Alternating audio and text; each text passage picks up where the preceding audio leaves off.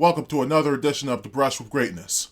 I'm your host, Alexander Miller, better known to the WWE Universe and the pro wrestling community as WWE superstar Alexander the Great, or A.T.G for short.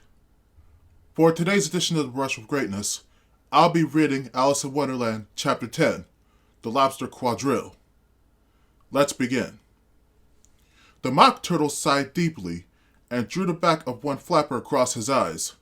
He looked at Alice and tried to speak, but for a minute or two sobs choked his voice. "Same as if he had a bow in his throat," said the Griffin, and it set to work shaking him and punching him in the back. At least the Mock Turtle recovered his voice, and, with tears running down his cheeks, he went on again. "You may not have lived much under the sea." "I haven't," said Alice. "And perhaps you were never even introduced to a lobster." Alice began to say, "I once tasted," but checked herself hastily and said, "No, never." "So you can have no idea what a delightful thing a lobster quadrille is." "No, indeed," said Alice. "What sort of dance is it?" "Why," said the Griffin, "you first form into a line along the seashore." "Two lines," cried the Mock Turtle. "Seals, turtles, salmon, and so on. Then, when you've cleared all jellyfish out of the way—" "That generally takes some time," interrupted the Griffin. "You advance twice." "Each with a lobster as a partner," cried the Griffin. "Of course," the Mock Turtle said. "Advance twice, set the partners." "Change lobsters and retire in same order," continued the Griffin. "Then the Mock Turtle went on, "you throw the lobsters," shouted the Griffin, with a bound into the air, "as far out to sea as you can." "Swim after them," screamed the Griffin. "To a somersault in the sea," cried the Mock Turtle, capering wildly about. "Change lobsters again," yelled the Griffin at the top of his voice. "Back to land again, and that's all the first figure," said the Mock Turtle, subtly dropping his voice, and the two creatures, who had been jumping about like mad things all this time, sat down again very sadly and quietly and looked at Alice. "It must be a very pretty dance," said Alice timidly. "Would you like to see a little of it?" said the Mock Turtle. "Very much indeed," said Alice. "Come, let's try the first figure," said the Mock Turtle to the Griffin. "We can do without lobsters, Which shall sing?" "Oh, you sing," said the Griffin. "I've forgotten the words." So they began solemnly dancing round and round Alice, every now and then treading on her toes when they passed too close, and waving their forepaws to mark the time, while the Mock Turtle sang this, very slowly and sadly. "Will you walk a little faster?" said a whiting to a snail. "There's a porpoise close behind us, and he's treading on my tail. See how eagerly the lobsters and the turtles all advance? They are waiting on a shingle. Will you come and join the dance? Will you? Won't you? Will you? Won't you? Will you join the dance? Will you? Won't you? Will you? Won't you? Won't you join the dance?" You can really have no notion how delightful it will be when they take us up and throw us, with the lobsters, out to sea. But the snail replied, too far, and gave a look askance.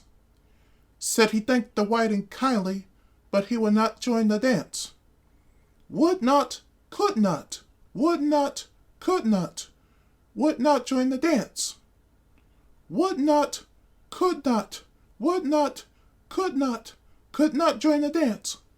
What matters it how far we go," his scaly friend replied.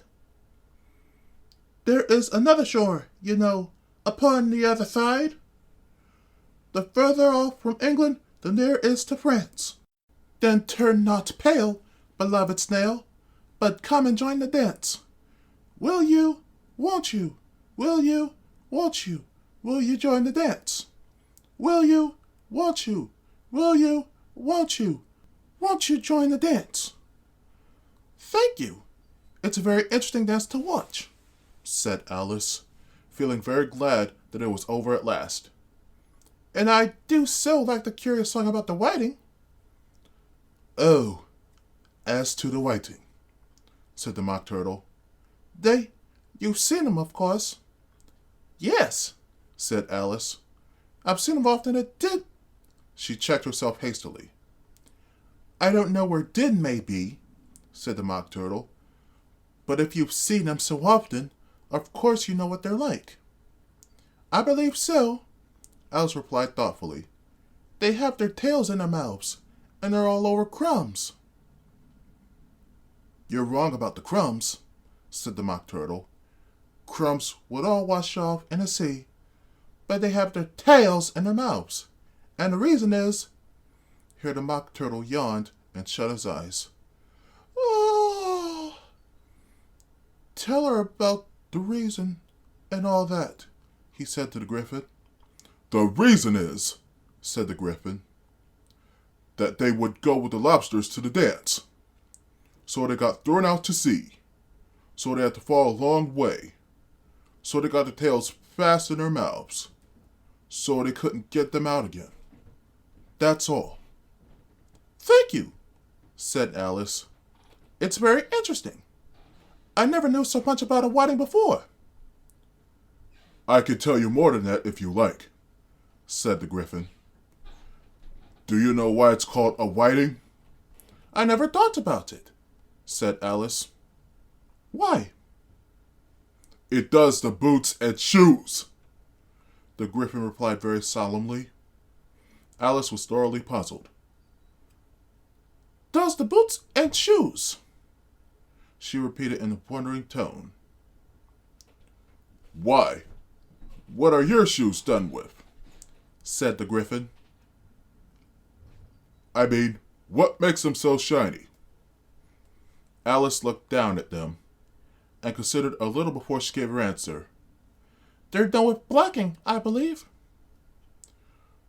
"Boots and shoes under the sea," the Griffin went on in a deep voice, "are done with a whiting. Now you know." "And what are they made of?" Alice asked in a tone of great curiosity. "Soles and nails, of course," the Griffin replied rather impatiently. "Any shrimp could have told you that." "If I'd been a whiting," said Alice, whose thoughts were still running on the song, "I'd have said to the porpoise, 'Keep back, please. We don't want you with us.'" "They were obliged to have him with them," the Mock Turtle said. "No wise fish would go anywhere without a porpoise." "Wouldn't it really?" said Alice in a tone of great surprise. "Of course not," said the Mock Turtle. "Why, if a fish came to me and told me he was going a journey, I should say, 'With what purpose?'" "Don't you mean purpose?" said Alice. "I mean what I say," the Mock Turtle replied in an offended tone. And the Griffin added, "Come, let's hear some of your adventures." "I could tell you my adventures, beginning from this morning," said Alice a little timidly. "but it's no use going back to yesterday, because I was a different person then." "Explain all that," said the Mock Turtle. No, the adventures first," said the Griffin in an impatient tone. "Explanations take such a dreadful time." So Alice began telling them her adventures from the time when she first saw the White Rabbit. She was a little nervous about it just at first. The two creatures got so close to her, one on each side, and opened their eyes and mouths so very wide, but she gained courage as she went on. Her listeners were perfectly quiet till she got to the part about her repeating, "You are old, Father William," to the caterpillar, and the words all coming different. And then the mock turtle drew a long breath and said, "That's very curious." "It's all about as curious as it can be," said the griffin. "It all came different," the mock turtle repeated thoughtfully. "I should like to hear her try and repeat something now. Tell her to begin." He looked at the griffin as if he thought it had some kind of authority over Alice. "Stand up and repeat. 'Tis the voice of the sluggard," said the griffin. "How the creatures order one about and make one repeat lessons," thought Alice. "I might as well be at school at once." However, she got up and began to repeat it, but her head was so full of the Lobster Quadrille that she hardly knew what she was saying, and the words came very queer indeed. "'Tis the voice of the lobster," I heard him declare. "You have baked me too brown, I must sugar my hair. As a duck with eyelids, so he with his nose, trims his bone and his buttons, and turns out his toes. When the sands are all dry, he is gay as a lark, and will talk in contemptuous tones of the shark. But when the tide rises and sharks are around, his voice has a timid and tremulous sound."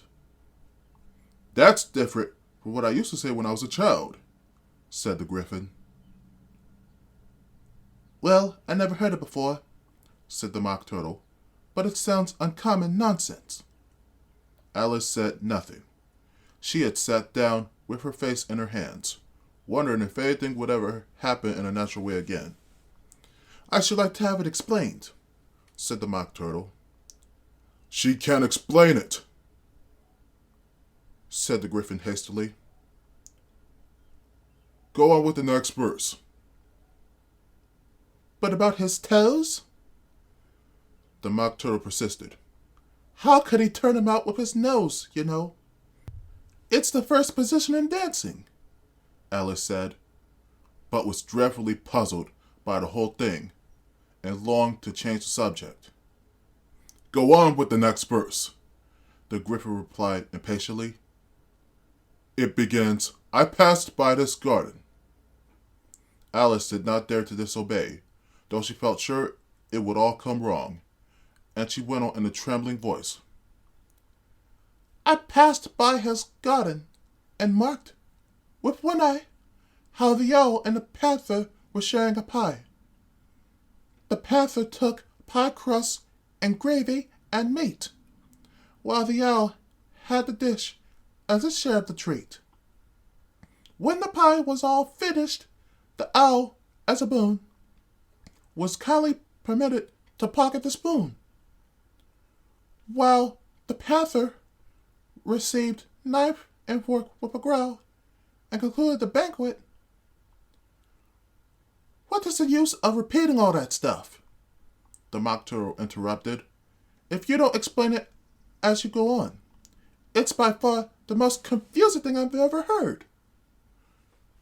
"Yes, I think you better leave off," said the griffin, and Alice was only too glad to do so. "Shall we try another figure of the Lobster Quadrille?" The griffin went on. "Or would you like the mock turtle to sing you a song?" "Oh, a song, please, if the mock turtle would be so kind," Alice replied, so eagerly that the griffin said, in a rather offended tone, "No accounting for tastes? Sing her turtle soup, will you, old fellow?" The mock turtle sighed deeply and began, in a voice sometimes choked with sobs, to sing this. "Beautiful soup, so rich and green, waiting in the hot tureen. Who for such dainties would not stoop? Soup of the evening, beautiful soup. Soup of the evening, beautiful soup. Bountiful soup. Bountiful soup. Soup of the evening. Beautiful, beautiful soup. Beautiful soup. Who cares for fish, game, or any other dish? Who would not give a lust for two? Pennyworth only of beautiful soup. Pennyworth only of beautiful soup. Bountiful soup. Bountiful soup. Soup of the evening. Beautiful, beautiful soup.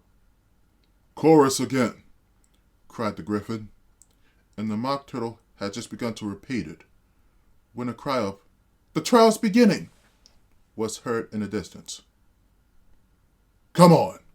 cried the Griffin, and, taking Alice by the hand, it hurried off, without waiting for the end of the song. "What trial is it?" Alice panted as she ran, but the Griffin only answered, "Come on!" and ran the faster, while more and more faintly came, carried on the breeze that followed them, the melancholy words, "Soup of the evening. Beautiful soup. Beautiful soup." Well, that's it for today's edition of The Brush with Greatness. Feel free to follow me on Twitter at WWETheAlexander. Follow me on Instagram at AlexanderGreat_ATG. Follow me on YouTube and like, comment, share, and subscribe on my videos. Tomorrow will be a scripture reading edition of The Brush of Greatness, in which I, Alexander the Great, read Ecclesiastes 8 of the Holy Bible, King James Version. This has been your Brush with Greatness. Happy Memorial Day! Peace! Alexander, out!